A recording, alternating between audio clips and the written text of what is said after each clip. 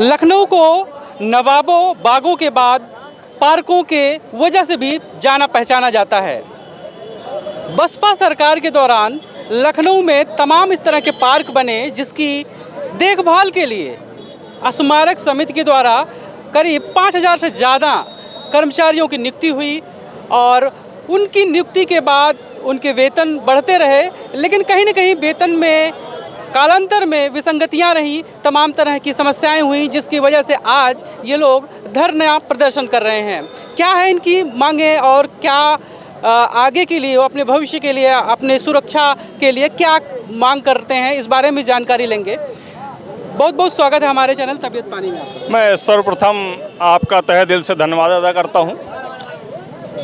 देखिए, हमारी नियुक्ति 2011 में 5300 कर्मचारियों की हुई थी, जिसमें अधिकांश चतुर्थ श्रेणी के कर्मचारी हैं, 1300 एवं 1400 पे ग्रेड पे। जब से हम लोगों की नियुक्ति हुई है तब से हम लोगों को आज तक लगभग 12 वर्ष सेवा पूर्ण कर ली है, लेकिन 1300 और 1400 ही पे ग्रेड उपलब्ध कराया जा रहा है। हम लोग विगत 12 वर्षों में लगातार अपनी मांगे करते चले आ रहे हैं कि हमारा पुनरीक्षित वेतनमान लागू कर दिया जाए। लगभग 150 कर्मचारियों की मृत्यु भी हो गई, आकस्मिक मृत्यु हो गई, किसी का एक्सीडेंट हो गया, कहीं बीमारी के आहत में हो गया। हमने कहा भाई हमारे यहाँ विभाग में अनुकंपा के आधार पर नियुक्ति दी जाए उनके आश्रित परिवार को, लेकिन उनके अधिकारियों कानों में जू नहीं रेंग रहा है। जब से हमारी नियुक्ति हुई, वेतन से 10% CPF के रूप में कटौती की जा रही है, किंतु आज तक प्रति कर्मचारी को इंडेक्स नंबर नहीं उपलब्ध कराया गया है। और जैसा कि अभी पूर्व में उच्च अधिकारियों के द्वारा 10 करोड़ रुपए का गमन किया गया, जो कि कर्मचारियों की बहुत आर्थिक क्षति पहुंचाई गई। और हमारे यहाँ चिकित्सा अवकाश भी नहीं लागू है, जैसा कि किसी को पास अर्जित अवकाश नहीं है, तो उस संदर्भ में कर्मचारी नो वर्क नो पे में चला जाता है। यदि मेडिकल की सुविधा उपलब्ध हो तो उस कंडीशन में वो स्वतंत्र होकर के वो अपने घर में रह कर के अपना इलाज करा सके और समय से उसका भुगतान और वेतन भी प्राप्त कर सके। इस तरीके की ये हमारी समस्या है, लेकिन हम पत्राचार के माध्यम से लगातार शासन प्रशासन को अवगत करा रहे हैं, लेकिन किसी प्रकार से कोई हमारी सुनवाई नहीं हो रही है। इसलिए अब आज लगभग 5 दिनों से समस्त परिक्षेत्रों में इसी तरह से विरोध प्रदर्शन चल रहा है। और ये आप देख सकते हैं कि मैंने शासन और प्रशासन को ये पत्र भी लिखा है, शासन और प्रशासन को पत्र भी लिखा है, जिसमें मैंने अपनी समस्या मुख्य मांगे रखी हैं।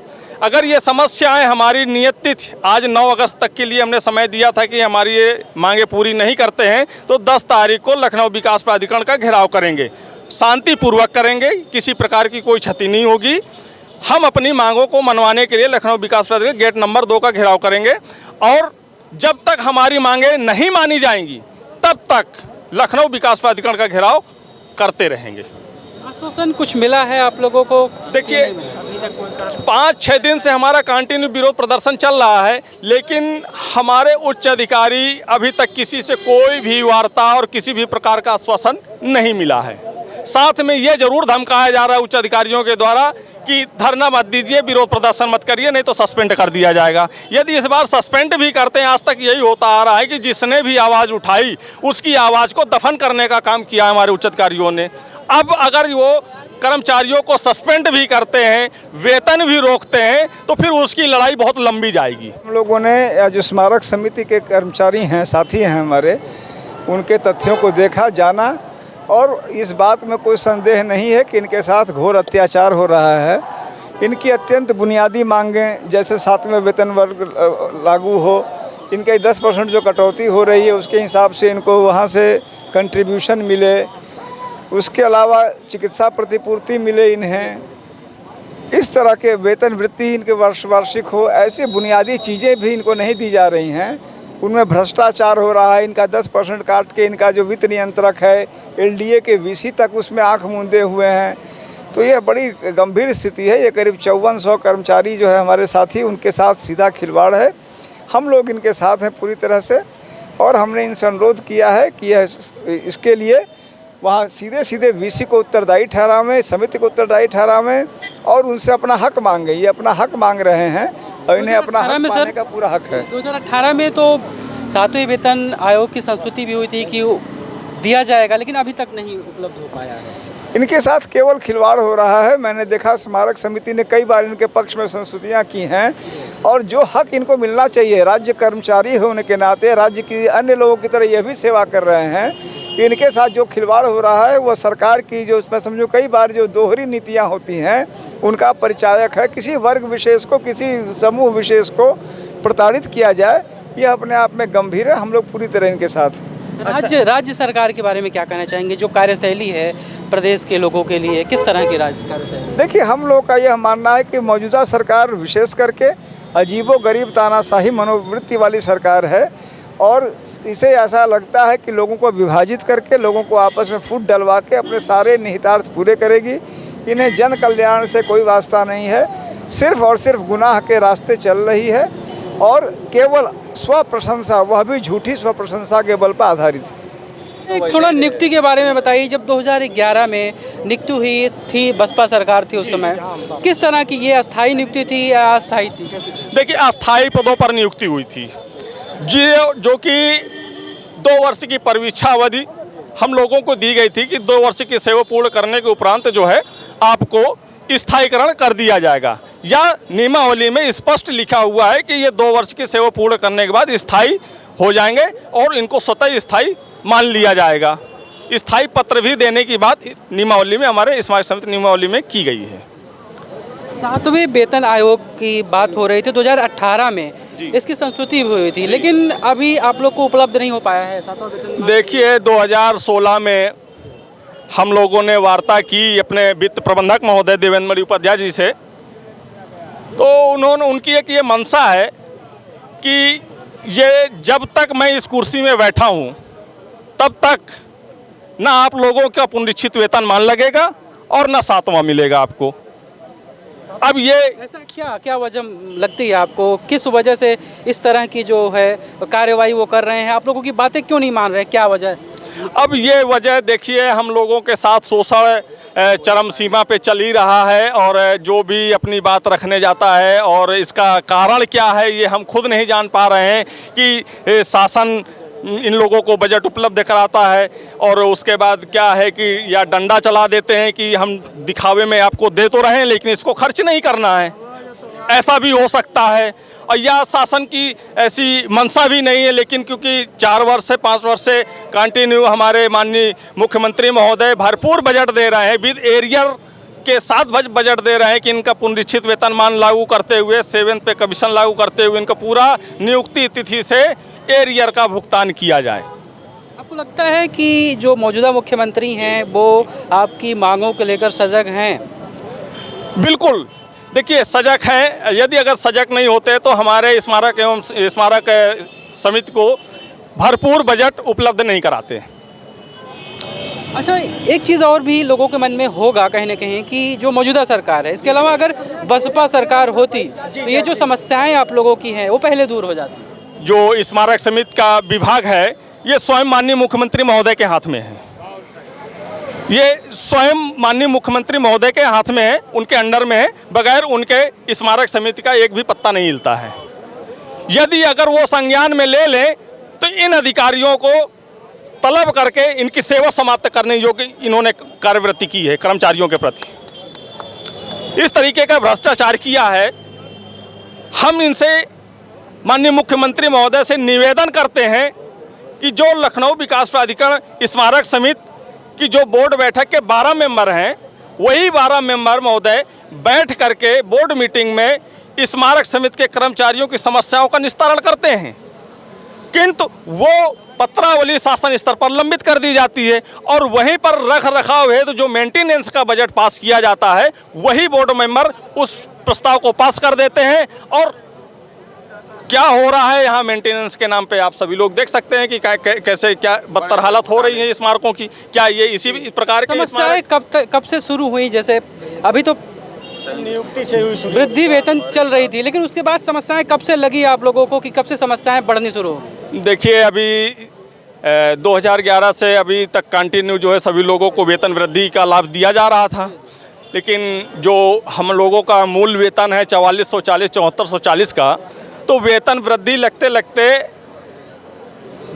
2023 में जो वेतन वृद्धि अगर लगाते हैं तो मूल वेतन से वो ऊपर चला जा रहा है। तो इस पे अब जो है पुनरीक्षित वेतनमान लागू करें। अब वो पुनरीक्षित वेतनमान नहीं लागू करना चाह रहे हैं, वो कह रहे हैं कि आपका वेतन वृद्धि रोक दी जाएगी। अब वेतन वृद्धि रोक दी जाएगी तो ये तो हमारे पेट पे सीधे प्रहार किया जा रहा है। यदि प्रहार किया जाएगा पेट में करेंगे तो ये हरगिज बर्दाश्त नहीं किया जाएगा। अधिकारी लोग मिल के सब बीच में ही रोक देते हैं, शासन स्तर तक पहुंच ही नहीं पाता है। कोई भी हम लोग की समस्या शासन स्तर तक नहीं पहुंच पाती, और ये हम लोग का निर्णय बन चुका है। अगर एलडीए में नहीं हम लोग की समस्या हल हुई तो हम सीधे सचिवालय का घेराव करेंगे, ये तय है। बस इस बार आर पार की लड़ाई होगी। हमारे साथ साथ जिला पंचायत के लोग भर्ती हुए, वो भी भाजपा शासनकाल में हुए, उनका सारा वेतन लग गया है। हमको समझ में आता है हमारे दूर दूर के लोग यहाँ बसे हुए हैं, उनके साथ ऐसा अत्याचार क्यों किया जा रहा है, क्या मांग करी जा रही है, क्या चाहिए उनको, किस तरह के पैसा चाहिए, क्या चाहिए, खुल के बोले एक बार। नहीं चाहिए तो यहीं पे सबको हम लोग को मार डालें, हम लोग खड़े बिल्डोजर चला दें, ख़त्म कर दें। शिकायत है इन अधिकारियों से, जो अधिकारी भर्ती हुए साथ ही में भर्ती हुए, लेकिन यहाँ पे दो नियम बना दिए। अधिकारियों का नियम अलग से और जो छोटे वर्ग कर्मचारी थे उनका नियम अलग से बना दिए। सरकार तो इसीलिए होती है कि अधिकारियों के जरिए जो है जनता की बात सुने, उनकी समस्याएं सुने, उनके लिए काम करे।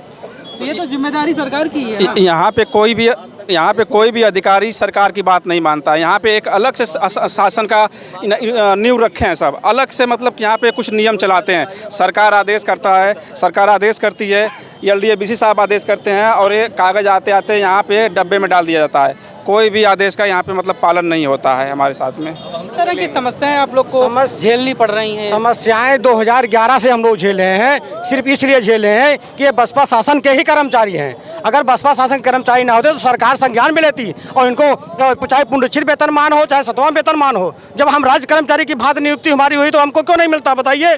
हमारा सीपीएफ कट रहा है 10%, उसका खाता खोलना चाहिए। हमको जो है मृतक आश्रित कोटा मिलना चाहिए। तो अगर मृतक जो मेडिकल मिलना चाहिए, तो जब अगर हम बसपा शासन काल के ही हैं तभी तो हमको दरकिनार किया गया है। अगर हम बसपा शासन काल के कर्मचारी ना होते तो सरकार संज्ञान लेती और कहती कि आप लोगों को पुनरीक्षित वेतनमान मिलेगा, 7वां वेतनमान मिलेगा, राज्य कर्मचारियों की भांति मिलेगा। जब हमारी नियुक्ति हुई तो क्यों नहीं मिल रहा है? इसमें सीधे सीधे योगी सरकार जिम्मेदार है और कोई दोषी नहीं है। देखिए, हमारा कहना है कि जब हम यहाँ भर्ती हुए हैं तो एक उम्मीद से ही भर्ती हुए थे।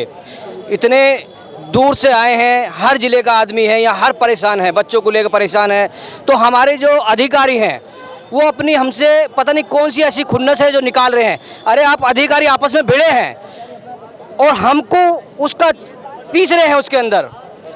अगर आपकी कोई वजह है, इतना बजट सरकार से हमें कोई शिकवा नहीं है। सरकार से शिकवा बस यही है कि हमारे अधिकारी जो ये पार्क इतना इनकम करते हैं। अलग अलग बातें कर रहे हैं, कोई कह रहा है सरकार की ये जो नाकामी है, कोई अधिकारियों को जो दोस्त ठहरा रहा है। मतलब वाकई में क्या लगता है, किसकी समस्या है, किसकी वजह से आप लोगों की जो समस्याएं दूर नहीं हो रही है? हमारी समस्या दूर सरकार ही करेगी, लेकिन क्या है कि हमारे अधिकारी आपस में एकदम ऐसे टूटे हैं कि एक दूसरे पे ऐसे लाछन और ऐसे सिस्टम लगा रहे हैं कि सरकार को ये मतलब है कि यहाँ से इनकम नहीं होती, लेकिन जबकि यहाँ इतनी इनकम होती है पार्कों में, तो कहते हैं कि हमारे यहाँ से कोई इनकम ही नहीं होती है, तो इनको क्या दें? अरे आप देखिए तो सही, हमारे अधिकारी साल में इतना इनकम होती है उसकी मलाई खा जाते हैं। 2018 में एक रिपोर्ट आई थी, उसमें ये कहा गया था कि इनकी जितनी सैलरी देनी पड़ती है कर्मचारियों को, स्मारक कर्मचारियों को, उससे कम जो है इनकम होती है पार्कों से, टिकट की बिक्री की वजह से। देखिए, आप ये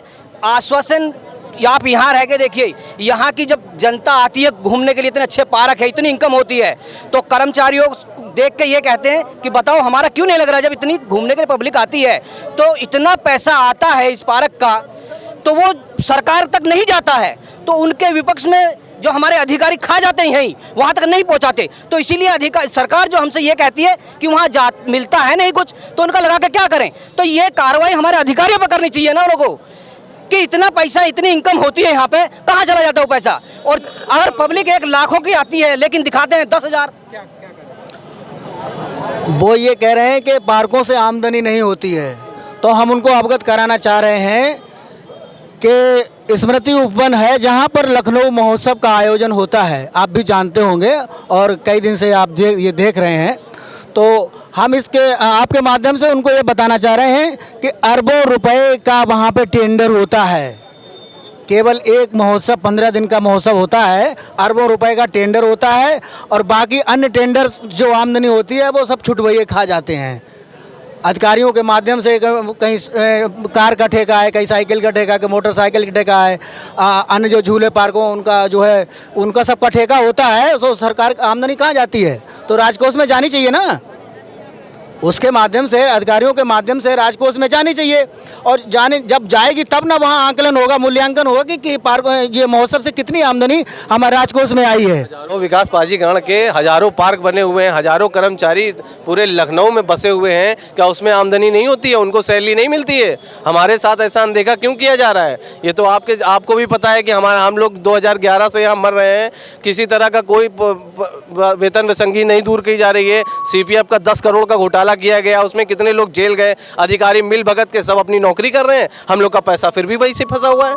ना तो कोई हम लोग का LIC का अकाउंट नंबर दिया जा रहा है, ना तो कोई हम लोग का LIC का पैसा पता चल रहा है, ना CPF का पैसा पता चल रहा है। 10 करोड़ का घोटाला आपके सामने, आप लोग को सबको पता है कि 10 करोड़ का घोटाला करके ये लोग जेल गए, जेल के बाद उसके बाद मिली भगत करके अपनी ड्यूटी ज्वाइन कर लिया, अपने घर बैठे, हम लोग का पैसा फिर वैसे ही फंसा है। अब कौन से घोटाले के चक्कर में लगे हैं?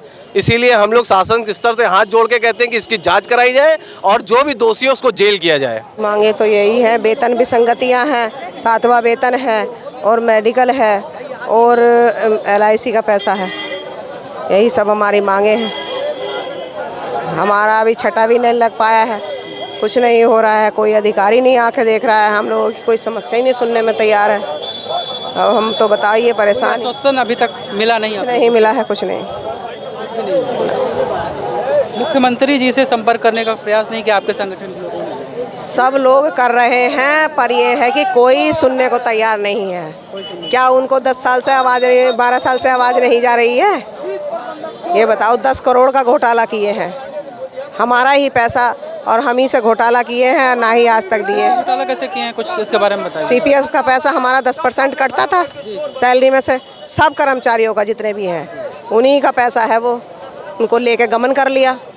पूर्व मुख्यमंत्री जो मायावती जी थी, जिसके शासनकाल में आप लोगों को नियुक्ति मिली, अगर उनका शासन होता तो कहीं न कहीं आप लोगों की ये समस्या नहीं होती? कोई समस्या नहीं होती हमें, ये उन्हीं की वजह से, जब अगर वो नहीं है तो हमें समस्या हो रही है।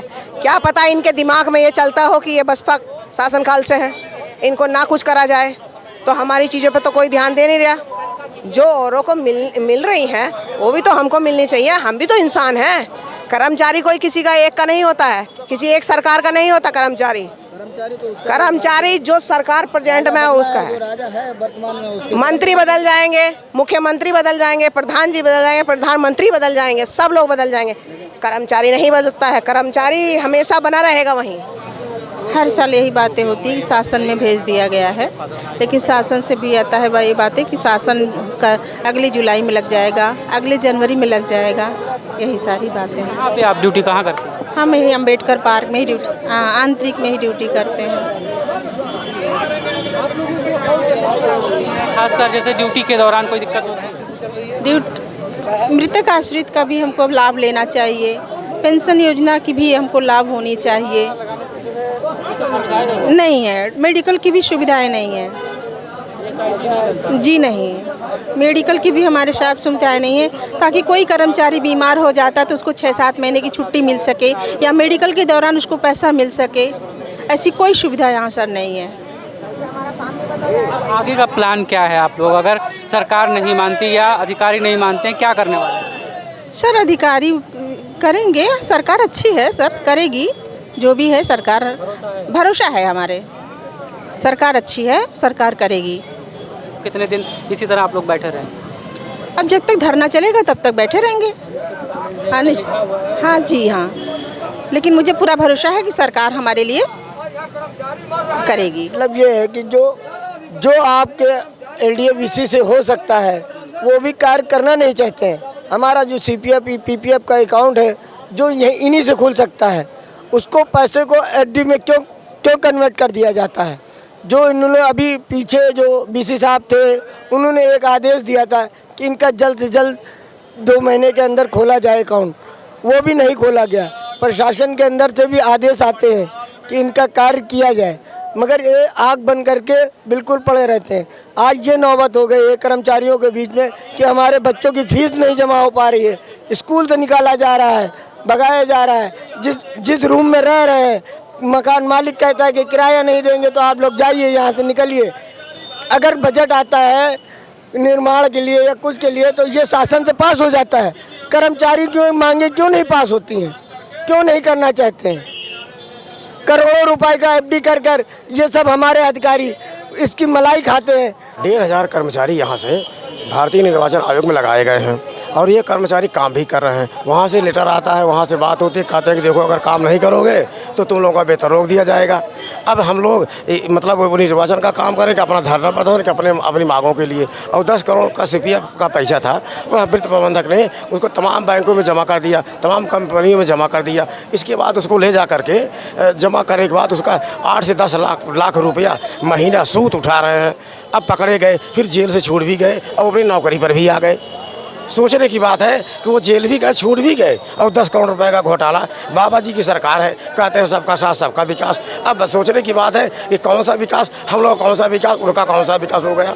10 करोड़ रुपये घोटाला करके आदमी नौकरी कर रहा है और हम लोगों को मतलब तमाम तरह की समस्याएं हैं। वेतन विसंगति हुई, पुरुषित वेतनमान हुआ। हम लोग 58 पर रिटायर हो रहे हैं, जो रिटायर हो रहे हैं 2 लाख 3 लाख पा रहे हैं।